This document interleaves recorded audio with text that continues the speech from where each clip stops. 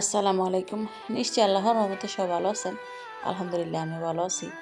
তো আমার যদি কোনোদিন কোথাও যাওয়া লাগে আমি কিন্তু একটু শর্টকাটে রান্না করার চেষ্টা করি। তো আজকে ছোট মেয়েরে নিয়ে একটু মার্কেটে যাবো দাউদকান্দি। তো এখানে একটু সকাল সকালই রান্না করতেছি। তো সকালবেলা কিন্তু আমি ভাত এবং ডাল রান্না করছি অফ ক্যামেরা। তো এখন চিন্তা করলাম যে চাপিলা মাছ ছিল, নদীর চাপিলা একটু হাতে মাখায় রান্না করে নেই। তো এখানে পেঁয়াজ, মরিচ, টমেটো, একটু আদা রসুন বাটা, হলুদের গুঁড়া, মরিচের গুঁড়া, ধনিয়ার গুঁড়া, লবণ, সাথে একটু তেল দিয়ে ভালোভাবে এগুলা হাতে মাখাই নিব।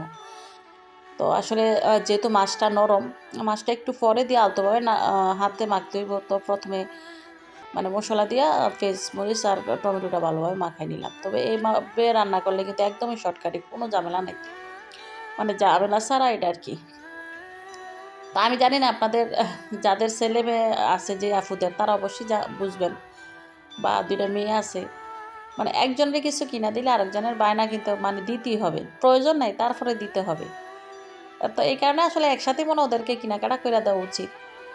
কারণ ওরা কিন্তু একদমই মানে না। একজনের দিলে আরেকজনের দেওয়া লাগেই। তো দেখেন আমার কিন্তু তরকারিটা হয়ে গেছে একদম কম সময়ে। যেহেতু নরম মাছ, নরম সবজি আসলে রান্না করতে সময় লাগে না। তো আমি কিন্তু ধনিয়া পাতাটা দিয়া তারপরে উঠে নিলাম। তো এই মাছটা কিন্তু এভাবে রান্না করলে খুব ভালো লাগে। হাতে মাখানো রান্নাগুলো আসলেই ভালো লাগে।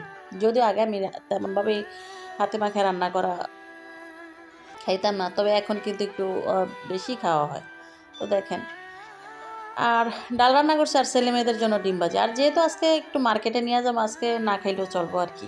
তো এই তো আসছি দাউদকান্দি আহমদিয়া প্লাজা। সত্যি বলতে মেয়ের জন্য একটা বোরকা বানাবো। তো এই কারণে আসা আরকি। তো আমরা সবসময় কিন্তু এই দাউদকান্দি বাংলাদেশ টেলার্সে বেশিরভাগ বোরকাগুলা বানানো হয়। তো এখানে ১ম আসলে ডিজাইন দেখতাছি যে এক কালার বানাইবো না সিটের বানাইবো। মানে মানে কোথাও গেলে তো আর মাথা বেশি উলটপালট হয়ে যায় আরকি। তো এখানে দেখলাম যে এখন আমার নতুন লেস নামছে। তো লেসের গুলা কিন্তু আ ভালো লাগে, তবে অনেক দাম মনে হয়। তো আমার যাও ছিল সাথে। দেখা গেছে ওর ২ জন ২ টা বানাইবো আরকি। তো একসাথে আসছি আমরা। তো আর এই দেখেন আমাদের গুড্ডু, মানে আমার জায়ের ছেলে, ও কিন্তু একদম মানে ওর পিছনে ৩ জন লাগছে দৌড়াইতে। ওরে আসলে কোনোভাবেই রাখতে পারতেছি না। তো অবশেষে কিন্তু আমরা বোরকা বানাইতে দিছি। তো আমার ছেলে যেহেতু সাথে আসছে, মেয়েরে বোরকা বানাই দিছি। ওর তো এটা একদমই সহ্য হইতেছে না। ওরে তো কিছু দিতেই হবে। আর মার্কেটে আসলে কিন্তু এমন ছেলেমেয়ের বায়না অনেক বেশি। তো এই তো আমাদের প্লাজার সামনে একটা দোকান আছে। তো এই ভাইয়ের দোকান থেকে যে একটা প্যান্ট নিয়ে দিলাম।